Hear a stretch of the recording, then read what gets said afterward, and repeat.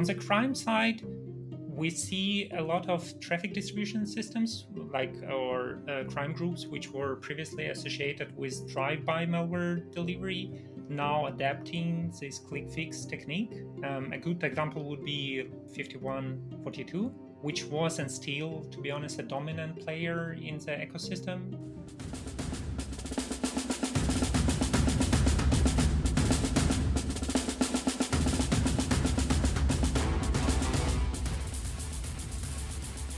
Welcome to another episode of Mandiant's Defender's Advantage podcast. I am your host, Luke McNamara. Today, I am joined by Dima Lenz, a security engineer here at the Google Threat Intelligence Group. Dima, how are you doing today? Hi, Luke. I'm good. Thank you. Thank you for having me on this podcast. Well, I'm excited to delve into the topic for today, which is a bit of a belated one because the technique that we're talking about is something that's been going on at least since I think early 2024, probably even before that. You can correct me on there, but it's been something that we have talked about. I think we've probably put out some blogs around this in the past. It's certainly been in our reporting, and it's not one that we have delved into, and that is the topic around the technique of ClickFix. I think there's a few other names around this, but we'll use at least the term ClickFix to kick this off. So, Dima, maybe just to kind of set the scene, what is this technique? What is ClickFix? So ClickFix is a social engineering technique that tries to convince user into copying and running malicious command on their systems, which in turn will lead to the infection chain and run a certain malware or malicious software on the computer.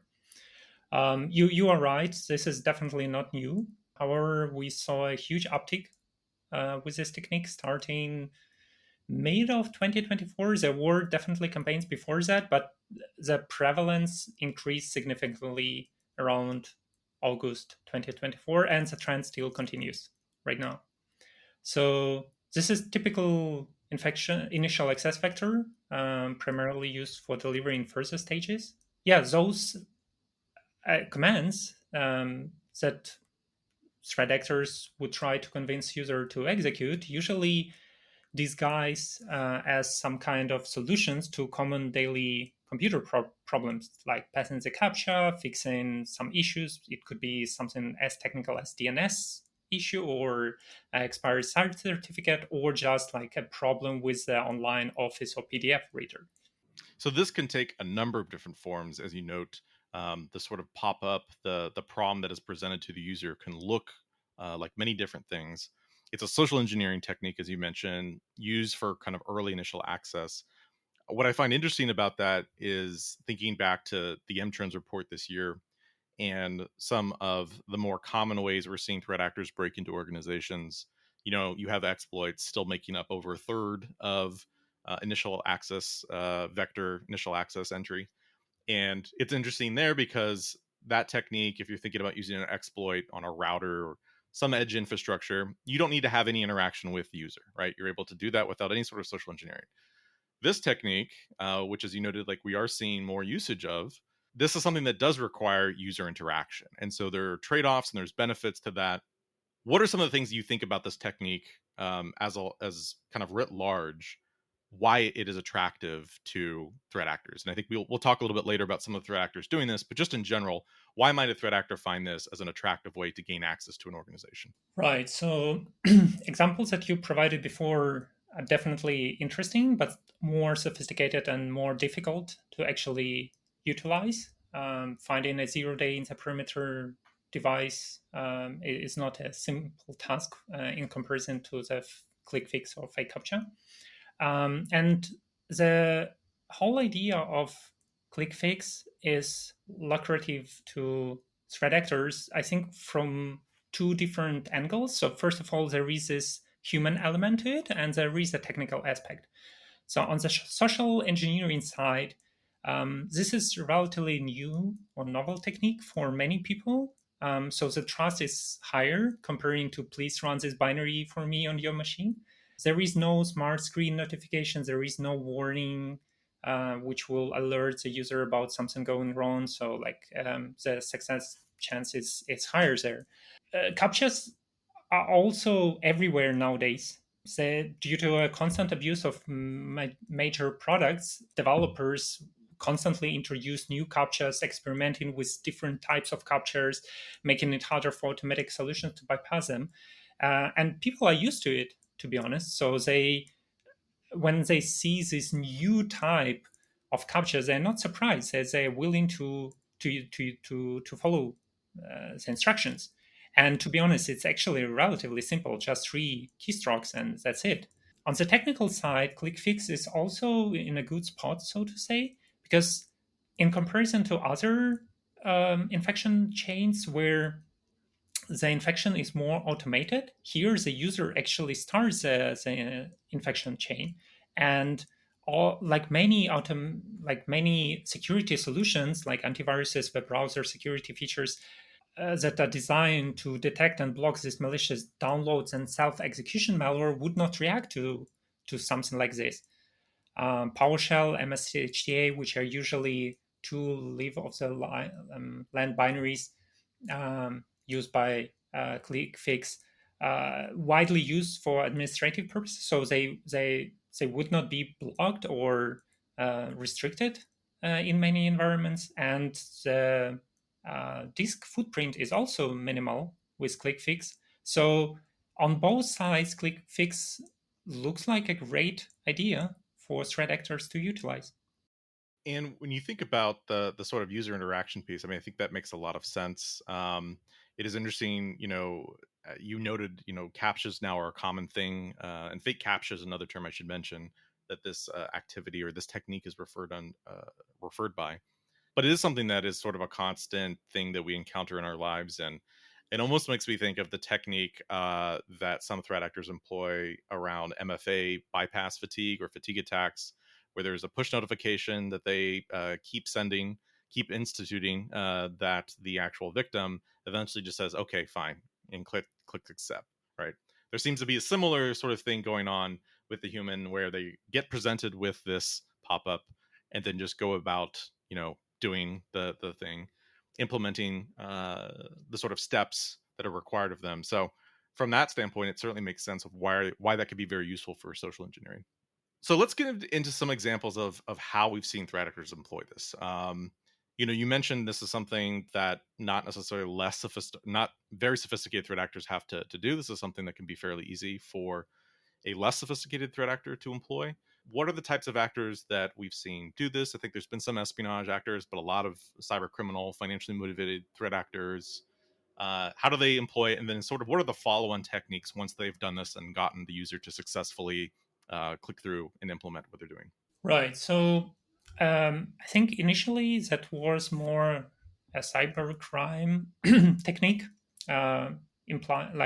you use for distributing malware, but more and more state-sponsored APT groups have incorporated this technique into their operation as well. On the crime side, we see a lot of traffic distribution systems like our crime groups, which were previously associated with drive-by malware delivery, now adapting this click fix technique. A good example would be ANC 5142, which was and still, to be honest, a dominant player in the ecosystem. So they shifted from the fake browser update pop-ups, like clear fake, to the click fix last year, also around August, I believe.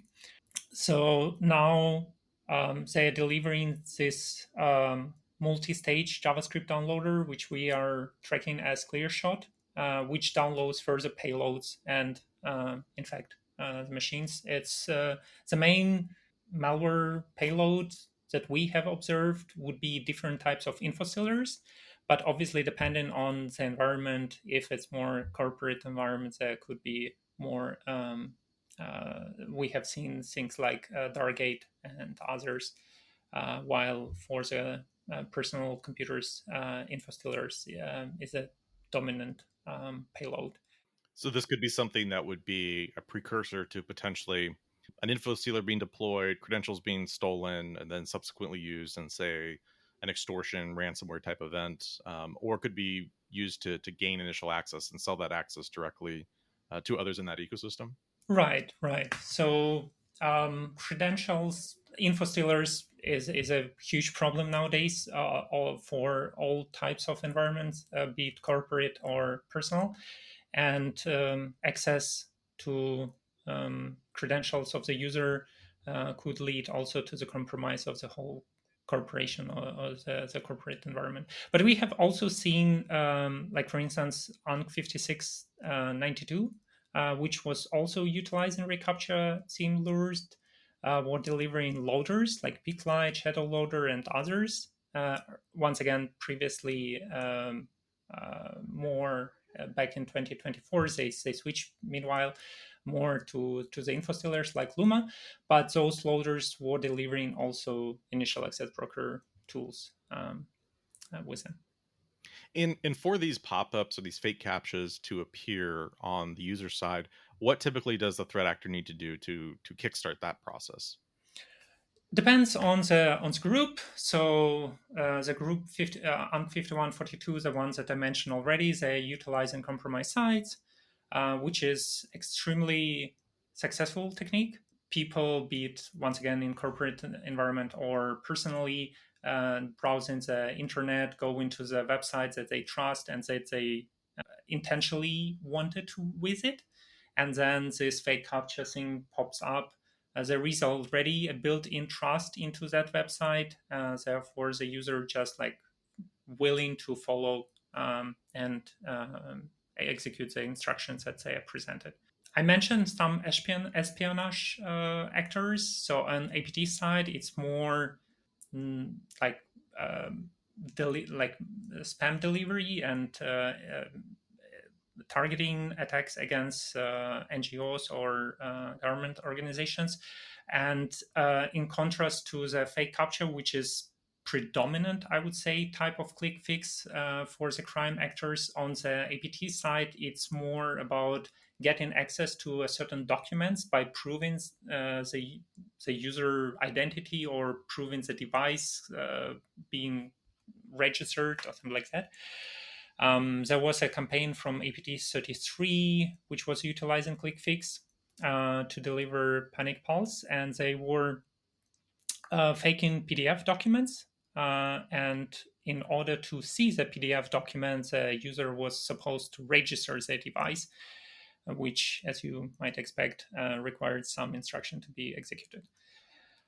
So, depending on the type of the group and what campaign, depends on the campaign, different approaches to the user would be applied. You've mentioned a few already, but I'm curious, any particular campaigns or actors or particular sets of activity that have incorporated this technique that you found particularly interesting as you've seen kind of threat actors employ this in different ways? Once again, going back to ANC 5142, they are pretty advanced, and they experiment a lot. They incorporate new templates constantly. So those templates fake different types of platforms and products. One of the recent campaigns or templates that they had was faking Defender alert, including the audio notification. So the user would be once again visiting the website as expected. So that's basically usually deployed on the compromised website. The website will be defaced as an empty page, and then on the right side, like a notification from Defender will pop up, including the like this Bing from Defender. So user is actually used, at least the Windows user is this would not be new for them, and this Defender notification would ask to run certain commands to fix potential infection on the machine, which in fact will start the infection. So this experimenting with new avenues, how to infect, how to approach users is particularly interesting. And I think the trend will continue. So more and more brandings and more tools will be faked in this regard. Wow, so that's interesting. They're not just mimicking, brands or pop-ups that an entity or an individual in an organization would expect to see, but even mimicking the actual sounds that you might hear throughout your workday that again don't really raise your kind of attention or security awareness maybe more. So they're really, the threat actors that are employing this technique are really thinking about what are the ways that we can really successfully engineer the user to engage in this in a way that is pretty low signature. And I guess maybe that is something, on that point, you refer to the fact that there's a lot of constant iteration and they're trialing and experimenting with new ways to go about doing this. What are some of the ways for organizations that are thinking about this technique? One, I would imagine user awareness is key. As you said kind of earlier on, maybe the success of some of this, especially in early 2024, is that this wasn't something that a lot of users would be thinking, oh, I need to be aware of this, right? Phishing training, that's something a lot of organizations do, but this is a little bit different. But what are some of the things that you think organizations can do to help better secure themselves from this, whether it's user training or more technical steps? Yeah, usually when it comes to PowerShell infections, many organizations will rely on script signatures, hoping that this will prevent infection from that side, which would not in this case because there is no script, so to say. So the user will actually execute the command, and PowerShell, even with the restricted settings, will allow this. There is a more restrictive or more reliable method, which is involves limiting the PowerShell language model itself, but that effectively blocks execution of many administrative uh, utilities and administrative scripts which are used across a corporate environment, which might not work for many organizations. On the other hand, at least at the moment, all current kits that we have seen would copy paste a command into the clipboard, and JavaScript offers only two methods at the moment how to copy something into the clipboard. That's basically document exec command copy and navigator clipboard write text. So tracking those two commands, they might have some legitimate use cases, but I don't expect that there are a lot in at least in the corporate settings. So trying to monitor for those commands in the JavaScript might be useful, but on the other hand, obviously, if this becomes a reliable detection mechanism, threat actor will just stop copying scripts into the clipboard, asking users to do one more and select the commands themselves rather than putting it there. So, and yeah, I totally agree with you. The ongoing security awareness training is essential here because the novelty of this attack is something which I think makes it so successful. So given that this is a low signature type of technique, we've already seen threat actors find great success in employing this. Actors across a range of different motivations. Doesn't seem like it's going to end anytime soon. From what you've seen so far in its evolution throughout 2024 and into 2025, and the fact that we're already continuing to see threat actors that are evolving this technique and changing some of the slight TTPs, as you note, what if you had to give some sort of thoughts or predictions around where you think this activity goes? I think should we expect to see more threat actors adopting this technique? Should we expect to see a sort of continued focus around iterating some of the specific TTPs within this technique? What are your thoughts around kind of where this goes throughout the rest of the year? Right. So one thing that we haven't mentioned, but it's important to say is that even though the technique was initially used against Windows users only, some kits now utilizes bash commands or providing bash commands to Mac users, which will lead usually to info stealers on the Mac side of ecosystem, something like Atomic Stealer or things like that.